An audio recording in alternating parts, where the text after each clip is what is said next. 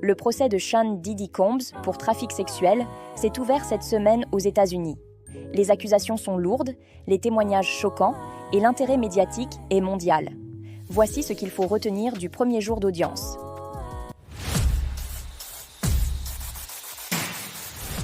Le ministère public affirme que Combs a utilisé sa notoriété, son argent et son pouvoir pour contraindre, abuser et exploiter sexuellement plusieurs femmes. L'affaire se concentre principalement sur Cassandra Ventura, Cassie, son ex-compagne, ainsi qu'une autre ancienne petite amie dont le nom reste confidentiel. La défense reconnaît certains faits violents, notamment l'agression filmée dans un hôtel en 2016, mais insiste, cela ne constitue pas du trafic sexuel.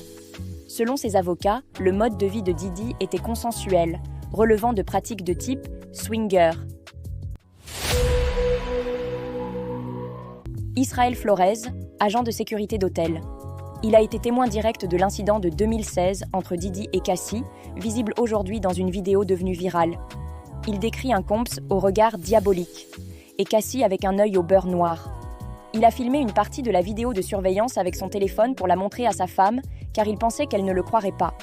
Il affirme aussi que Diddy aurait tenté de l'acheter avec de l'argent liquide, ce que les avocats de la défense justifient par des dégâts matériels à l'hôtel. Daniel Philippe, stripteaseur masculin. Il déclare avoir été payé 5 000 $ par Combs et Cassie pour participer à une relation sexuelle. Il dit que Combs, portant un bandana, observait depuis un coin de la pièce en filmant la scène. Il rapporte avoir entendu Cassie pleurer ou être battue lors d'autres séances. Il n'a pas alerté la police, affirmant que Combs avait photographié son permis de conduire et qu'il craignait des représailles. La vidéo de 2016 montrant Combs frapper Cassie a été montrée aux jurés, malgré les tentatives de la défense pour la faire bloquer. La salle est restée silencieuse durant la projection.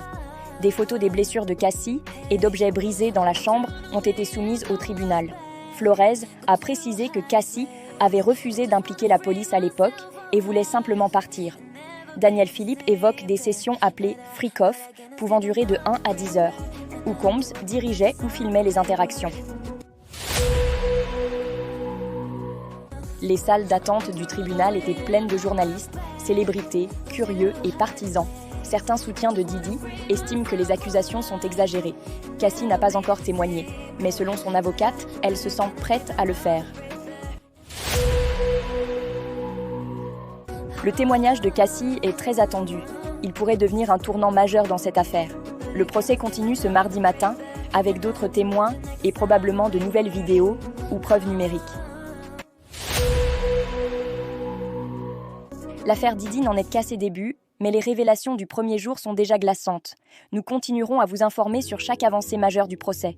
Abonnez-vous ou activez les notifications pour ne rien manquer. Et surtout, gardons à l'esprit que la présomption d'innocence s'applique jusqu'au verdict final. C'était Alia, ton IA préférée. Bye.